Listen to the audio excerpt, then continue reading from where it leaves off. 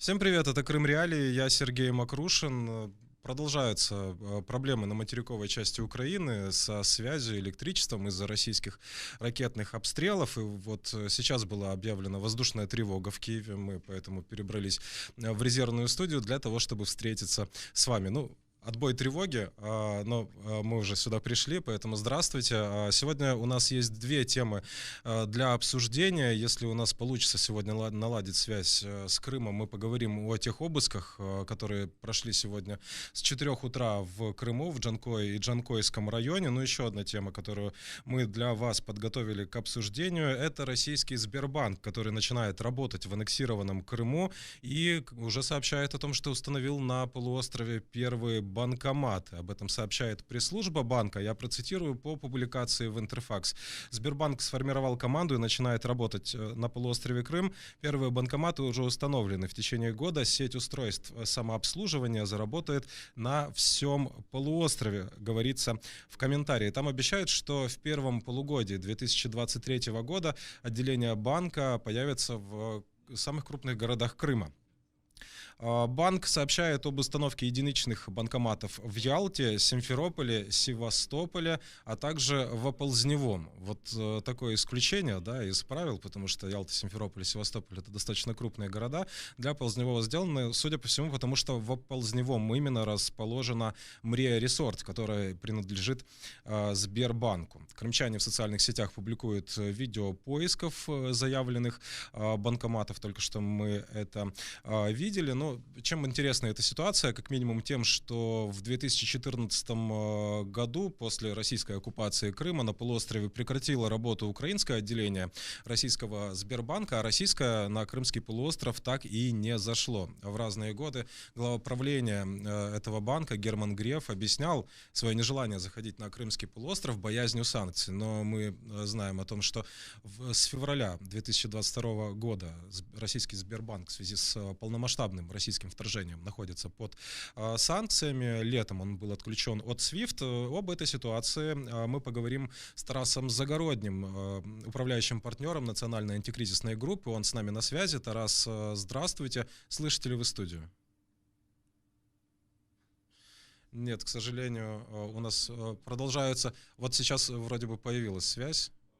Дайте, пожалуйста, знать. В любом случае, мы продолжаем наш эфир. Я напомню, что мы ведем прямую трансляцию на YouTube-канале Крым Реалии. Еще одно подтверждение, что работаем мы в прямом эфире, даже несмотря на те условия, в которых это иногда приходится делать. Напомню, что вы можете писать комментарии под нашей видеотрансляцией. Если вы до сих пор не подписались на наш канал в YouTube, сделайте это. Я попрошу дать знать, есть ли у нас сейчас связь с нашим собеседником. Нет.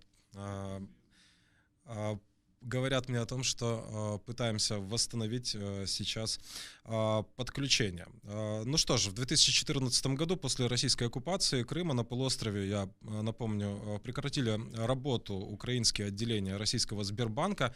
Более 8 лет Сбербанк не открывал отделение в Крыму из-за рисков попасть под международные санкции. Вот в феврале 2022 года банк попал под санкции Соединенных Штатов в связи с полномасштабным вторжением российской армии в Украину, а в июне того же года Сбербанк был отключен от SWIFT. Сегодня вот мы, если все-таки удастся нам наладить связь, мы поговорим о том, что же значит заход Сбербанка в аннексированный Крым, будут ли для крымской экономики или для крымчан какие-то, может быть, существенные изменения в связи с открытием отделения этого банка и появлением банкоматов. Но мы видим, что пока вот в таком передвижном варианте.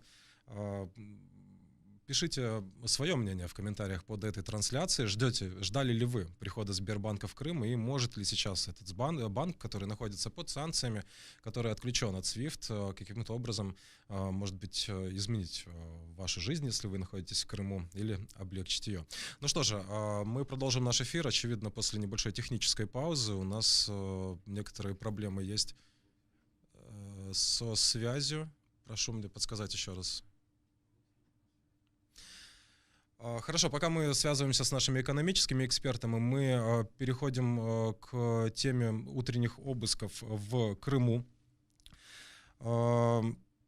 Российские силовики начали эти обыски в 4 утра. По данным объединения «Крымская солидарность», обыски прошли одновременно по 6 адресам в Джанкое и Джанкойском районах. Так обыски прошли в домах Экрема Кроша в селе Ближнегородское, у Айдера Асанова и Рифата Сейдаметова в селе Тимофеевка, у Османа Абдуразакова в селе Днепровка, у Лимана Зикирьяева и Халила Мамбетова в Джанкое. Вот здесь есть несколько важных моментов, на которые стоит обратить внимание. Экрем Крош — это родной брат активиста и политзаключенного Энвера Кроша, которого арестовали по обвинениям в террористической деятельности в сентябре 2022 года. Осман Абдуразаков — это брат политзаключенного Эдема Бекирова из так называемой Джанкойской группы в деле крымских мусульман. О них известно то, что Экрем Крош, например, занимается ремонтом и установкой бытовой техники. Лиман Зикрияев и Осман Абдуразаков работают строителями. Российские силовики пока публично не комментируют, не сообщают о проведении обысков в Джанкойском районе аннексированного Крыма. О том, что известно на данный момент, мы сейчас поговорим с Лутфие Зудиевой, крымской правозащитницей. Она с нами на связи. Лутфие, слышите ли вы студию? Да, добрый вечер. Итак, давайте поговорим о том, известно ли что-то на данный момент об этом деле, по которому проходили обыски. Мы обратили внимание на то, что обыски прошли и у родственников тех, кто уже является политзаключенным.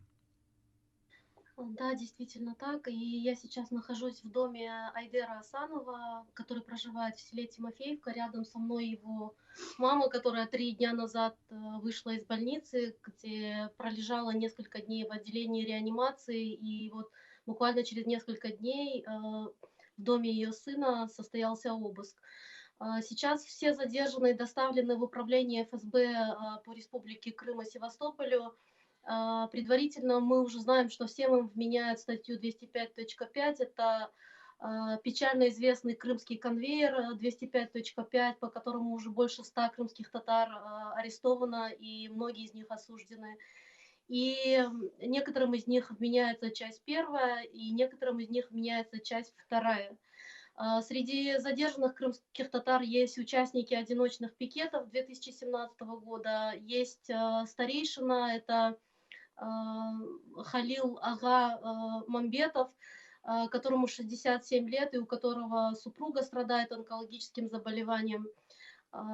Есть активисты, которые занимались социально-бытовой помощью семьям политзаключенных, в частности, это Экрем Крош. И это в очередной раз указывает на то, что под формальным обвинением в какой-то, в кавычках, террористической деятельности в Крыму задерживают крымско-татарских активистов, просто жителей Крыма, крымских татар, где отягчающим обстоятельством для них служит только то, что они крымские татары, крымские мусульмане. Буквально полчаса назад в средствах массовой информации, подконтрольных крымским властям и федеральных средствах массовой информации, появилось первое сообщение об этих обысках, которое основано на, я так понимаю, на пресс-релизе ФСБ. И они там дают такую формулировку, что разгромили ячейку исламистов, которая управлялась из Украины. Ну вот это такое ноу-хау этих обысков нынешних. И я думаю, что адекватные люди понимают, с чем это все связано. Если я не ошибаюсь, крымская ФСБ часто публикует вот подобные релизы, сопровождая ими вот такие массовые обыски в домах крымских мусульман. Давайте, можем ли мы попросить маму подробнее рассказать о том, как выглядел Да, этот обыск? В 4 утра, если я не ошибаюсь, к вам пришли, расскажите об этом. Да, в 4 утра пришли к моему сыну. Мы живем в одном селе, только он живет на другой улице. И этот самый. Он позвонил отцу и говорит: папа, ко мне кто-то стучит во дверь, кто-то ломится. Тут же папа собирается, одевается, с братом вдвоем едут к нему домой.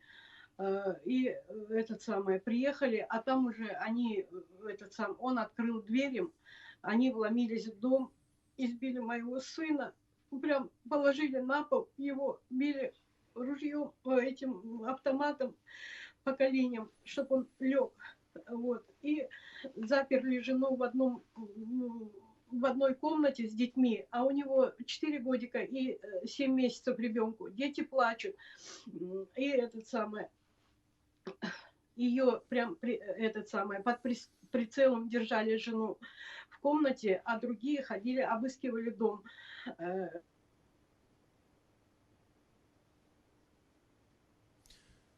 У нас пропал звук.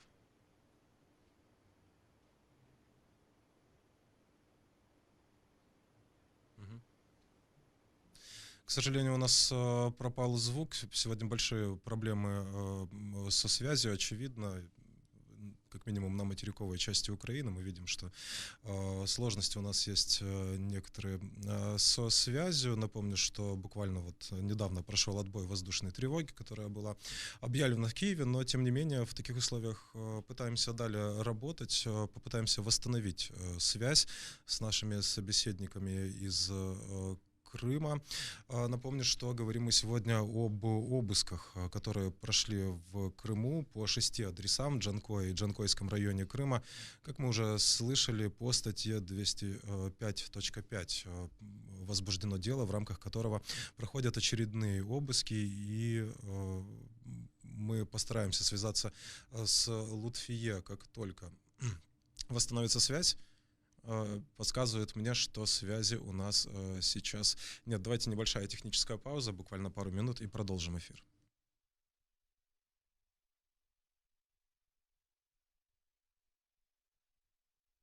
Восстанавливаем связь с Крымом, мы все-таки успеем обсудить вот нашу экономическую тему. К нашему эфиру возвращается Тарас Загородний. Тарас, сейчас слышите ли вы студию? Да. Итак, давайте поговорим о том, в каком состоянии сейчас находится российский Сбербанк. Вот в какое состояние ему нужно было прийти для того, чтобы он зашел в итоге на территорию аннексированного Крыма? Это вы правильную постановку вопроса. Знаете, когда я услышал о том, что они открывают там отделение, это, знаете, есть украинская пословица «сгорел сарай, гори и хата», да? То есть, поскольку сам Сбербанк попал под санкции, в том числе со стороны западных стран, это же было открытое акционерное общество, и их акции котировались, например, на лондонской бирже. Ну, после введения санкций понятно, что их акции стали стоить приблизительно ноль. И понятно, что в такой ситуации вот российский Сбербанк, который является одним из крупнейших банков России, фактически по своему санкционному давлению он приблизился к тем банкам, которые работали в Крыму. То есть, если помните историю, с 2014 года в Крыму работали абсолютно мелкие российские банки, которых просто фактически обязали обслуживать Крым, ну, тех, кого не жалко, условно говоря, которые не имели каких-то там обширных международных операций. Вот, и, соответственно, они вынуждены были обслуживать на очень плохом уровне фактически Крымский полуостров, ну, в зоне оккупации России. А теперь фактически Сбербанк, он в одинаковом статусе находится с теми же вот этими мелкими банками, поскольку сам находится под санкциями, и поэтому они решили, как они сказали, как они говорят, расширить свою деятельность. Ну, я думаю, что это связано больше в том числе с, ну, как в первую очередь санкционные, потому что им, в принципе, уже нечего терять. Ну и второе, это связано с тем, что поскольку в Крыму очень много российских военных, очень много военной инфраструктуры, которая является платежеспособной, потому что в России сокращается финансирование социальных программ, потому что много идет на войну, на обеспечение армии, соответственно, Сбербанк пытается, ну, начинать обслуживать тех клиентов, у которых в России еще есть деньги. Насколько интересным остается для Сбербанка такой регион, как Крымский полуостров, если не брать во внимание, да, тех бюджетных клиентов, о которых вы только что упомянули? Ну, знаете, это тот случай, когда хоть какие-то крошки, но нужно собирать, потому что, понятно, те прибыли, которые потерял из-за взаимодействия с международными структурами, ну, реально Сбербанк был прозрачной и достаточно прогрессивной структурой российской, которая была выстроена по западному корпоративному управлению, выстроена как международная, еще раз, международная глобальная компания. Ну, я вам скажу, не всех допускают на не все акции допускаются на то, чтобы они могли имитировать на лондонской бирже. А теперь вывеска осталась, а по сути это теперь банк под санкциями.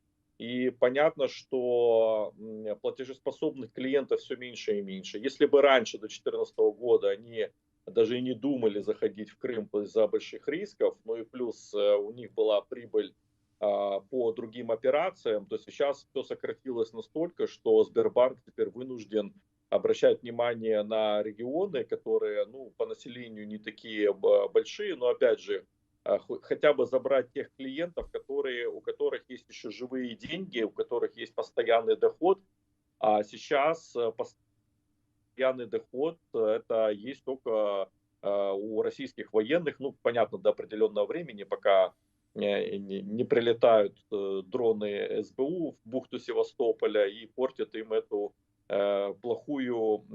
Помните, как СБУ сказала по этому поводу, когда залетели надводные дроны в скреп бухту Севастополя, it's бавовна time. То есть живут хорошо, но недолго многие российские военные. Но пока у них есть ресурс, а дальше в Крыму все-таки концентрируется финансовый ресурс, связанный с обслуживанием военных баз, которые там есть, потому что Крым является базовым регионом для обеспечения Южного фронта россиян, для того, ну, для нападения фактически вся логистическая цепочка построена через Крым. И, соответственно, там сконцентрированы деньги, там сконцентрирован бюджетный ресурс, потому что даже если заводится обслуживающий персонал, например, с России, ну, у них есть зарплаты, кто-то их должен обслуживать, кто-то должен привозить им продукты, кто-то должен обеспечивать им какой-то гражданский сервис. И понятно, вокруг этого выстраивается какая-то инфраструктура. Ну, опять же, учитывая то, что просел... У нас немного времени, вот я хотел уточнить, а вот для потребителя что-то изменится? Вот кто-то получит в Крыму, вот там, допустим, этот пластик, да, сбербанковский, чем он будет отличаться от тех же карточек банков, которые раньше работали в Крыму, там, Генбанк, РНКБ и же с ними? Ну, я думаю, что ничем он отличаться не будет, поскольку Visa, MasterCard, они же перестали обслуживать карточки